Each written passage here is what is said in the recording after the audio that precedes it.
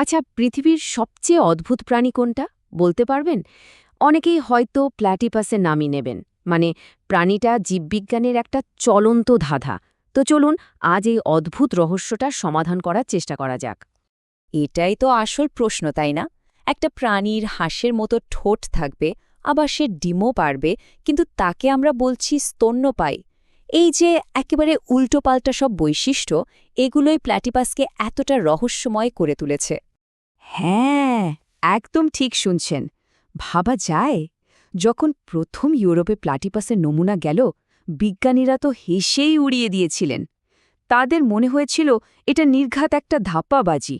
মানে কেউ একটা বিভারের চামড়ার সাথে হাঁসের ঠোঁট সেলাই করে দিয়েছে। এতটাই অদ্ভুত দেখতে ছিল জিনিসটা।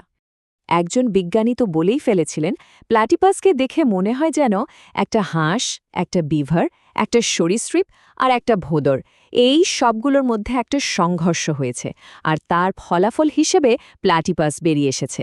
মানে বিভিন্ন প্রাণীর বৈশিষ্ট্যের একটা জগা খিচুড়ি। তাহলে ব্যাপারটা কি? প্লাটিপাস কি আসলেই প্রকৃতির একটা অদ্ভুত রসিকতা, নাকি এর পেছনে কোনো শক্তপোক্ত বৈজ্ঞানিক ব্যাখ্যা আছে?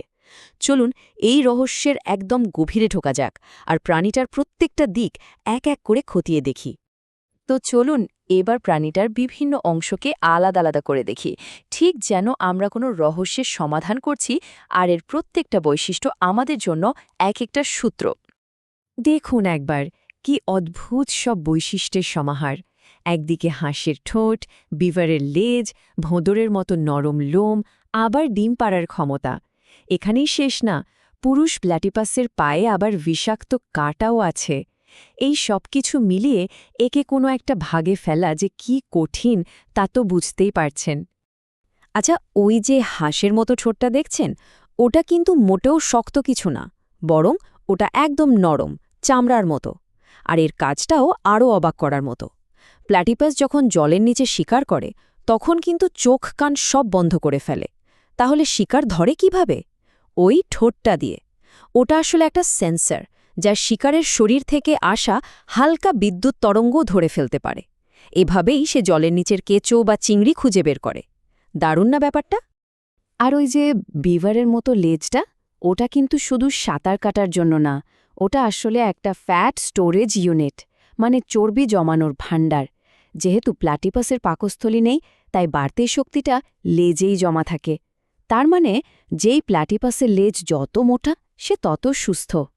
তাহলে এই সব সূত্রগুলো আমাদের কোথায় নিয়ে যাচ্ছে বলুন তো? একদিকে স্তন্যপায়ী প্রাণীর মতো বৈশিষ্ট্য, আবার অন্যদিকে সরীসৃপ বা পাখির মতো।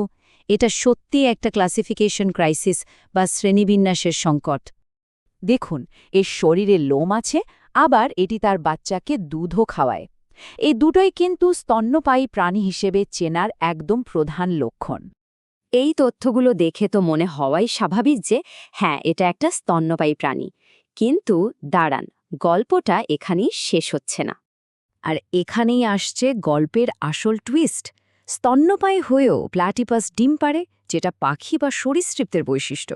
শুধু তাই না, পুরুষ প্ল্যাটিপাসের পায়ে যে বিষাক্ত কাঁটা থাকে, তার বিষ এতটাই মারাত্মক যে একটা কুকুর পর্যন্ত মারা যেতে পারে। তাহলে আমরা কি দেখতে পাচ্ছি? একদিকে লোম আর দুধ তৈরির মতো একেবারে খাঁটি স্তন্যপায়ী বৈশিষ্ট্য, আবার অন্যদিকে ডিম পাড়া আর বিষাক্ত কাঁটার মতো সরীসৃপ বা পাখির বৈশিষ্ট্য। মানে সত্যি একটা জীবন্ত প্যারাডক্স। তো এবার সময় হয়েছে এই মস্ত বড় ধাঁধাটার সমাধান করার। একটা চাবিকাঠি আছে, যেটা দিয়ে এই সব পরস্পর বিরোধী বৈশিষ্ট্যকে এক সূত্রে গেঁথে ফেলা যায়। চলুন দেখি সেই চাবিটা কি। আর সেই সমাধানের নাম হলো মনোট্রেম। প্ল্যাটিপাস আসলে মনোট্রেম বর্গের একটা প্রাণী। এরা হলো এমন এক বিশেষ ধরনের স্তন্যপায়ী যারা বাচ্চা না দিয়ে ডিম পাড়ে। আর পৃথিবীতে এই মনোট্রেম প্রজাতির প্রাণী কিন্তু হাতে গোনা কয়েকটি আছে। সুতরাং আসল কথাটা হলো, প্ল্যাটিপাস এই চেকলিস্টের প্রত্যেকটা শর্ত পূরণ করে। এর লোম আছে, দুধ তৈরি করে, আবার ডিমও পারে। তাই এটা কোনো অদ্ভুত সংকর প্রাণী নয়, বরং মনোট্রিম নামের এক অনন্য শ্রেণী সদস্য। ধান্দার সমাধান হয়ে গেল। মূল রহস্যের তো সমাধান হলো, কিন্তু প্ল্যাটিপাসের অদ্ভুত গল্পের কিন্তু এখানেই শেষ নয়। চলুন এর আরও কিছু অবাক করা অভিযোজন বা অ্যাডাপ্টেশন সম্পর্কে জেনে আসি। হ্যাঁ, এটা একদম সত্যি। প্ল্যাটিপাসেস কোনো পাকস্থলী বা স্টামাক নেই। এর খাদ্যনালী সোজা অন্ত্র বা ইন্টেস্টাইনের সাথে যুক্ত। বিজ্ঞানীরা মনে করেন এর খাবারগুলো এতটাই সহজপাচ্য যে হজমের জন্য আলাদা করে পাকস্থলীর কোনো প্রয়োজনই হয় না। এখন পাকস্থলী না থাকার একটা বড় সমস্যা আছে কিন্তু। খাবার তো জমা করে রাখা যায় না। এর ফল কি? ফল হলো বেঁচে থাকতে হলে একটা প্ল্যাটিপাসকে প্রতিদিন তার নিজের শরীরের ওজনের প্রায় 30% খাবার খেতে হয়। ভাবুন একবার। আর এই পরিমাণ খাবার জোগাড় করতে ওর দিনের প্রায় 12 ঘন্টায় লেগে যায়। মানে জীবনের বেশিরভাগ সময়েই চলে যায় শুধু খাওয়ার খোঁজে। তবে অদ্ভুত ব্যাপার কিন্তু এখানেই শেষ না। এদের কোনো স্তনবৃন্ত বা নেপল নেই। বাচ্চারা মায়ের পেটের লোমকূপ থেকে যে দুধ বেরিয়ে আসে সেটাই চেটে খায়। এদের বাচ্চাদেরকে কাপ বলা হয়, আর এদেরকে শুধুমাত্র পূর্ব অস্ট্রেলিয়ার নদী বা স্রোতস্বিনীতেই খুঁজে পাওয়া যায়। তাহলে বুঝতেই পারছেন যে প্রাণীটাকে একসময় বিজ্ঞানীরা একটা নকল বা ধাপ্পাবাজি ভেবেছিলেন, সেটাই আসলে বিবর্তনের একটা জীবন্ত বিস্ময়। এটা আমাদের চোখে আঙুল দিয়ে দেখিয়ে দেয় যে প্রকৃতি কতটা অদ্ভুত আর বৈচিত্র্যময় হতে পারে। প্ল্যাটিপাসের এই গল্পটা আমাদের একটা কথা ভাবতে বাধ্য করে।